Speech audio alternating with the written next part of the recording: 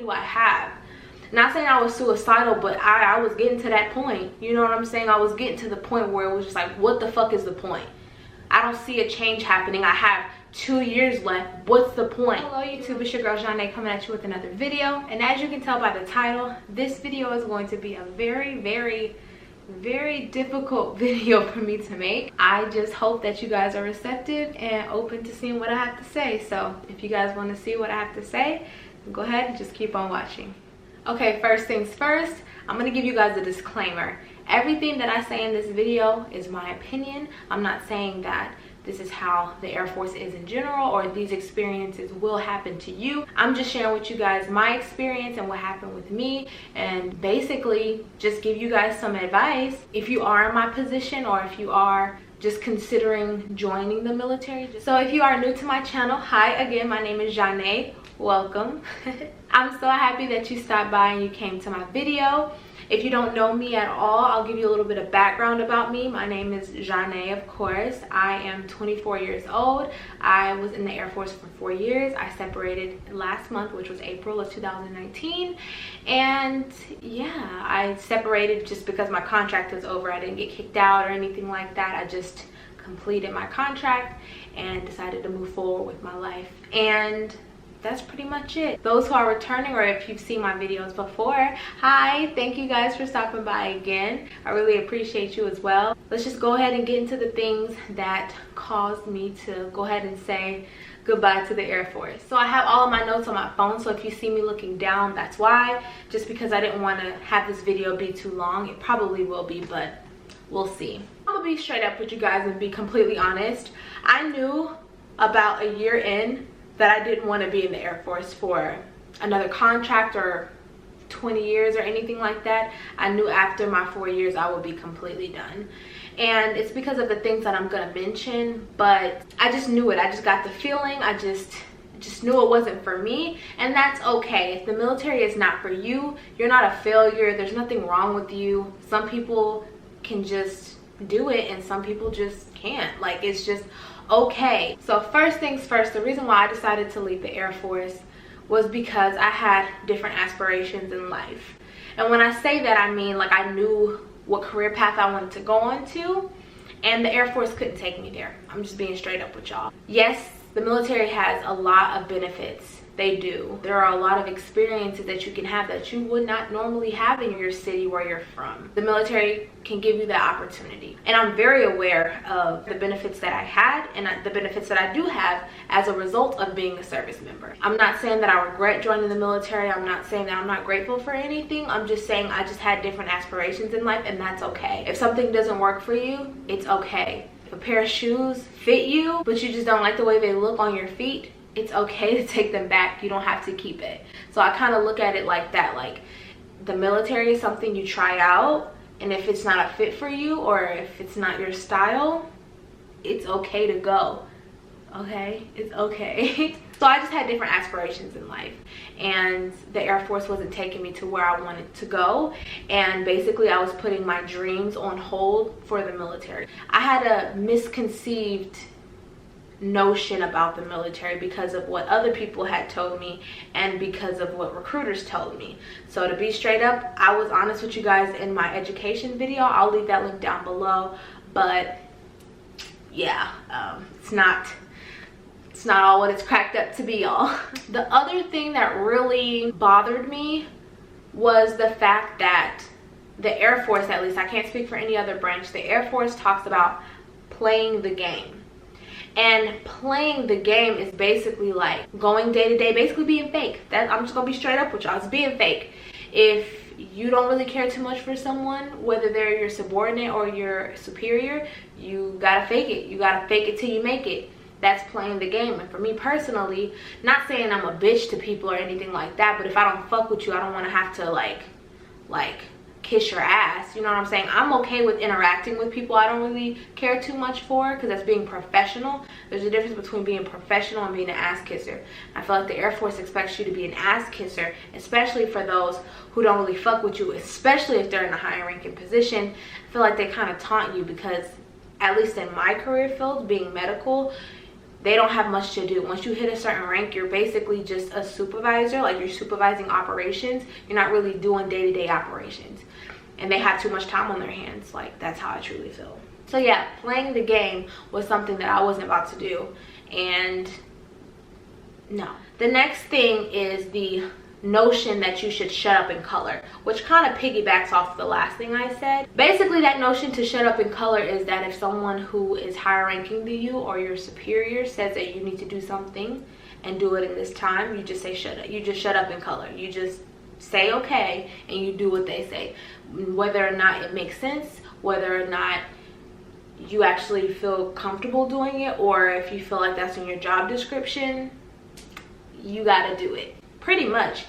If you have a protest or if you say something about it, then you can be labeled as a certain thing, which I'll tell you guys about later on. But you can be labeled as a bad airman, or as an airman that talks back or whatever, a disrespectful airman, and that's not a good look. It's not a good look, and I'll talk about that later. But you basically have to do it, basically, unless it's unethical or someone's forcing you to do something like illegal.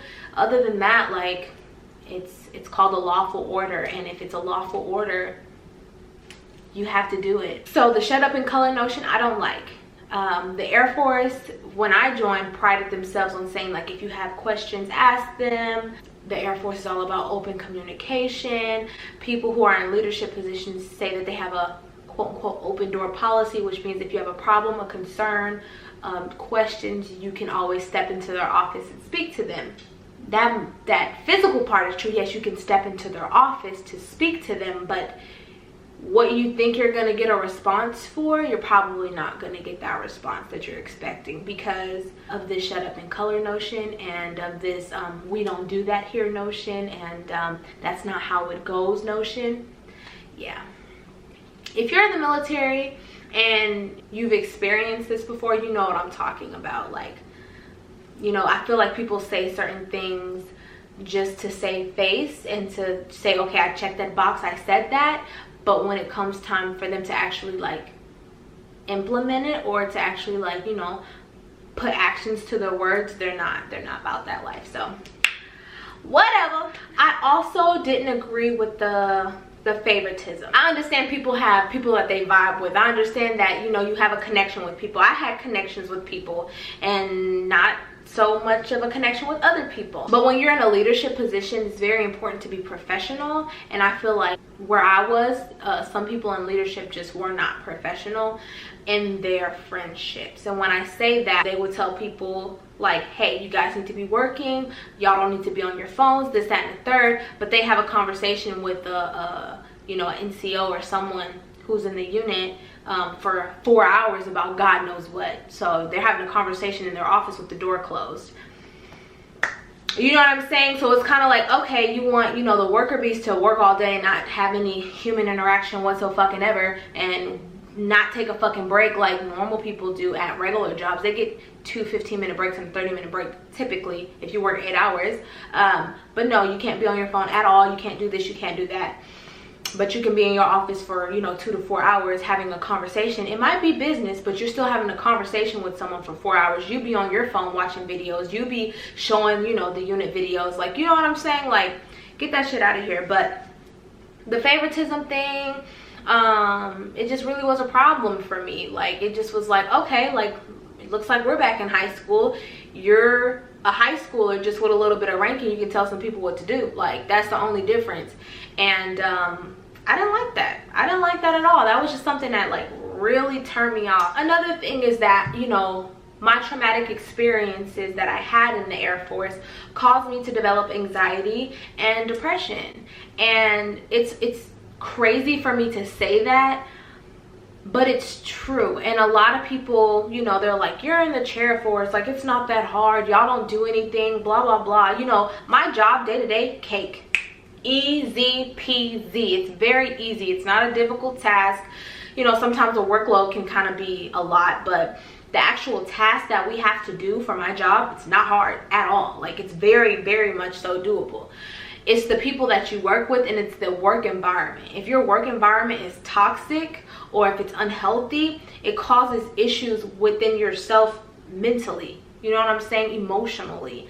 And it's not physically bearing or anything, but your mental health is a part of a pillar of you as a human being, you know what I'm saying. So with that being said, the issues or the experiences that I have encountered, it has caused me to develop anxiety and depression.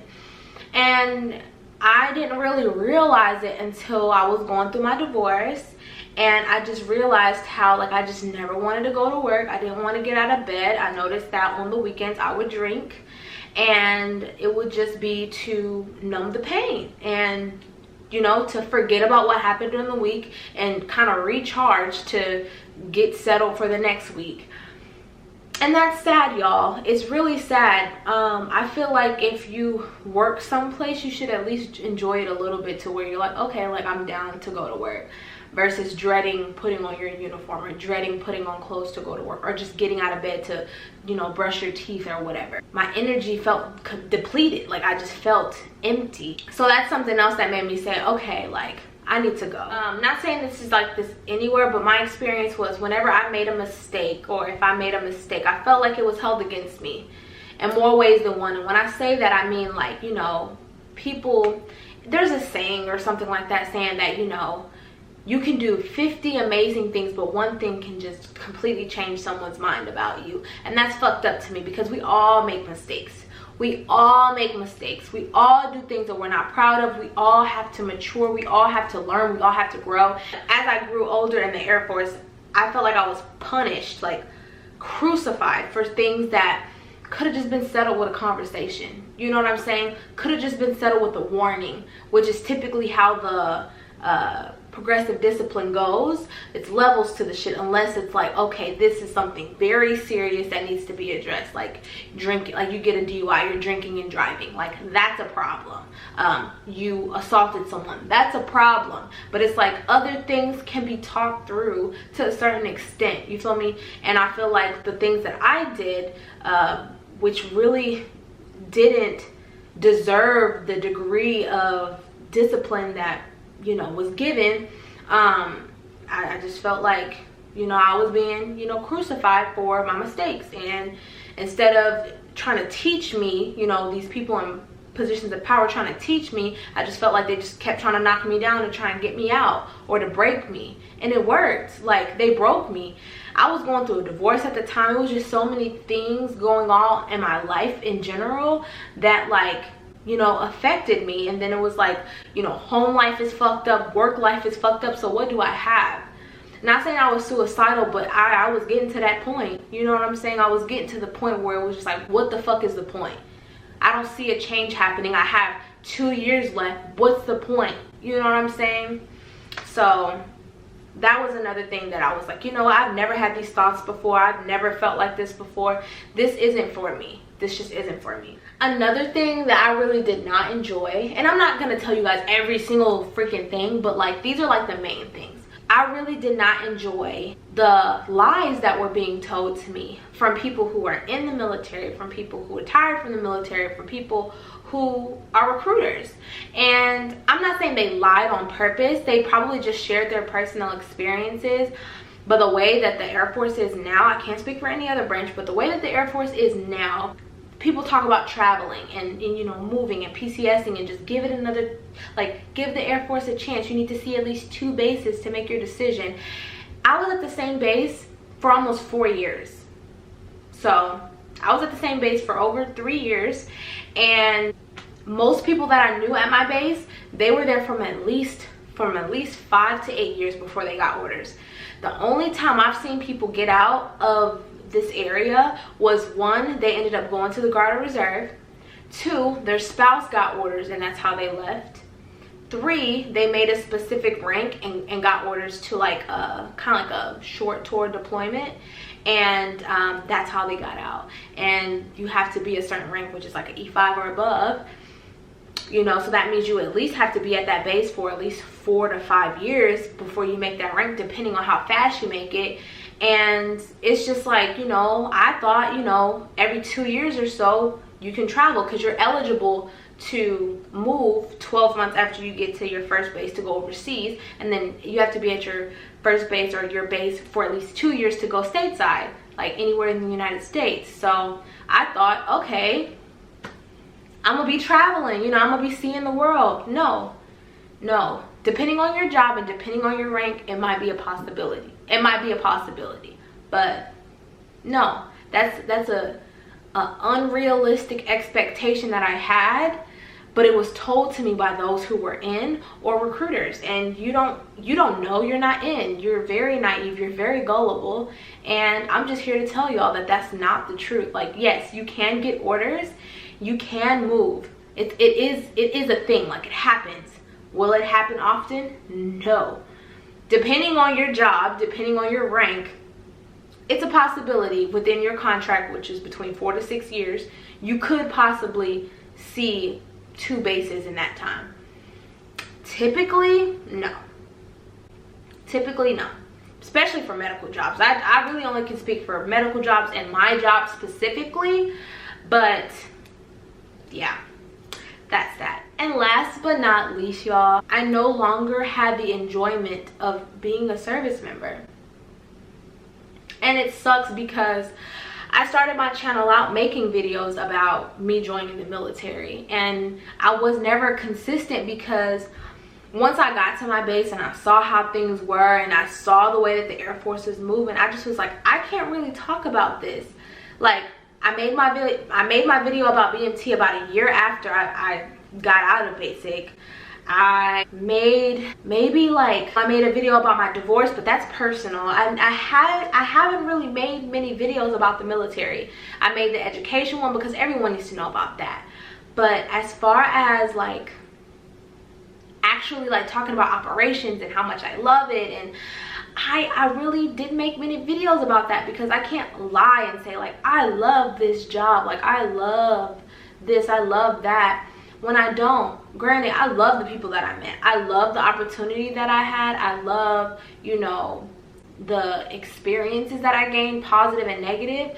I love just how much I've grown over these past 4 years. But I'm not gonna lie to people and say like, hey, everything's peachy keen, and it's not. Or like, hey, you should join the Air Force because it's spectacular, when it's not. I always tell people, you make this decision on your own. Like, you have to decide yourself if this is what you want to do. No one should be able to tell you you should do this or you should do that. At the end of the day, you need to make that decision for yourself. If you feel like it's the best option for you, go for it. Go for it. I'm not gonna tell anyone what they should or shouldn't do unless they're my child. You know what I'm saying? Like, that's it. So at the end of the day, guys, I feel like what I told you guys were my personal experiences. If you want to see other people's experiences, you know, look them up on YouTube. I just got done watching Kyle Gott's video about the same thing, and I'll leave his video down below just in case y'all want to see it. But he served 6 years in the Air Force. He has made tons of videos about the Air Force. He's very informative. But he decided to get out because of his own personal reasons. You get what I'm saying? So not everyone's gonna do 20 years. Not everyone's gonna be gun-ho like, I love the Air Force and I'm gonna stay until the day I die. Like, it's not realistic. Most people get out for one reason or another, and it's okay. Like I said earlier, if the shoe doesn't fit, if it doesn't fit your style, that's okay. You can go. You get what I'm saying? But just make sure it's on your own terms. No one is kicking you out or forcing you out. You complete your contract if you join and go. If you watch this video or if you watch other videos and you decide, hey, maybe it's not for me, then that's your choice. But I'm gonna tell you guys this now. I don't regret my decision for joining, and I damn sure don't regret my decision for leaving. I have so many benefits from being a service member that I can't even explain to you guys. Like, I'm so blessed to have had the experiences that I had, because it all paid off in the end. And if you guys want to see a video about, you know, the VA, healthcare, if you guys want to see about disability compensation, if you guys want to see about just life after the Air Force or after the military, let me know, and I'll make more videos about post-military life, because I don't see that. I see people just living their lives, you know what I'm saying? So I'll make videos about that if you guys want me to. And yeah, I just really hope that this video was helpful, and I really hope that you guys took something away from it. And I don't want to seem like a Debbie Downer, but I mean, it is what it is. I don't want to lie to you guys or be dishonest. There's certain things that you can and cannot disclose while you're active duty or while you're in the military, and certain things I just couldn't say, and I had to learn that the hard way. But there's certain things you can't say, so I just decided to keep my mouth shut and not say anything until I got out. So if you guys have any questions or concerns, feel free to hit me up, and I really hope to see you guys in the next one. Please make sure you subscribe and like this video if you like to see more of me. And yeah, I'll catch you guys in the next one.